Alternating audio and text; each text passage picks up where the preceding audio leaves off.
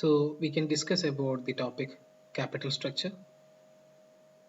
First of all, we will have a small introduction to the topic. We all know that capital or money or fund it is very much essential for the functioning of any business, for starting a business. So the first and foremost thing is we should estimate the required amount of capital which is needed to start a business or for functioning of the business.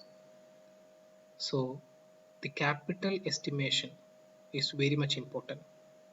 After estimating the capital, the second stage is an entrepreneur should look onto different sources from where he can raise this estimated capital. There are different choices for an entrepreneur to raise the estimated capital. They are equity shares, preference shares, reserves and surplus, borrowed fund, etc. The equity shares, preference shares, reserves and surplus, they are comprised from the owner's fund, where the borrow fund, that means debt, that may be debentures or bonds. So it's completely the choice of an entrepreneur to choose from which of these sources he is going to raise the estimated capital. So there will rise two questions. The main question is which of these sources is being used for raising the capital. An entrepreneur can choose, sometimes he may be choosing only one source to raise the whole capital, whole estimated capital. Sometimes he may be using two or three sources to raise the capital. That's completely his choice. And the second question is what should be the ratio among different sources? He can choose, if take an example that he is choosing equity shares and debt for raising the whole capital.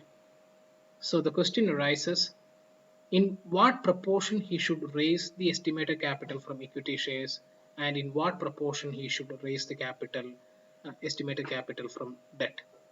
Whether he should consider equity shares to raise the majority of the capital or whether he should consider debt for raising majority of the capital.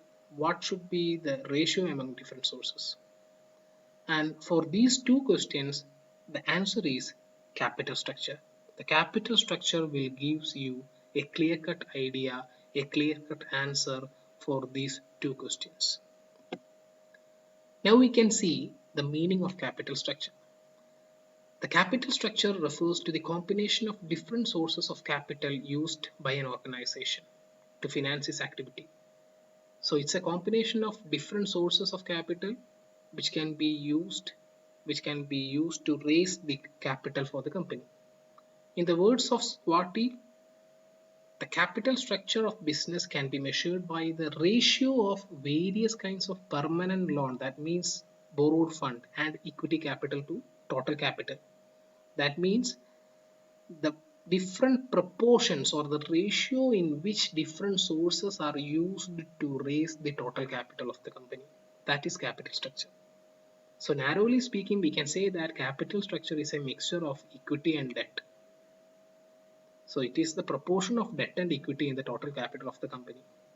So capital structure will gives you a clear-cut idea about how the estimated capital is raised from different sources and in what proportion different sources are used to raise the estimated capital. Capital structure will give you answer to these questions.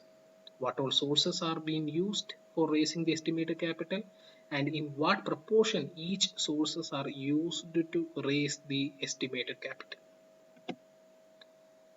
And why the capital structure has got this much of importance? The capital structure is definitely an important aspect determining the survival and growth of any business, because we know that only if the value of the company is increasing, the company will have survival and growth. So the different sources of capital have different risk and return in it. So it is very important the way we are choosing the capital sources. to raise the estimated capital.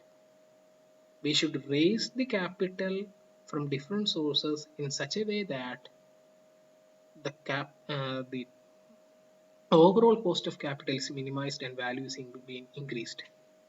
We know that there are different sources of capital and they have different risk and return. Some sources are very costly, but they are less risky. Some sources are very cheap, but they are more risky. Take the examples of equity and debt. We know that equity is less risky because the dividend is not fixed and it is not a commitment for an entrepreneur to pay the dividend. But we know that since it is equity is very less risky, it is more costly because the return expectation of the equity shareholders is very high. So equity is less risky, but it's more costly. In the case of debt, we know that the debt is very risky because the interest rate is fixed and it is the commitment of the entrepreneur to pay the interest whether it is profit or loss. Since the debt is more risky, it is less costly too because the rate of interest is normally will be lower than the dividend that should be paid. And we know that the interest that is paid as interest that is paid for debt is a tax deductible thing. So the equities are less risky but more costly, debt are more risky but less costly. So we must have an idea on what all sources should be used to raise the capital and in what all proportion we should we should raise the capital.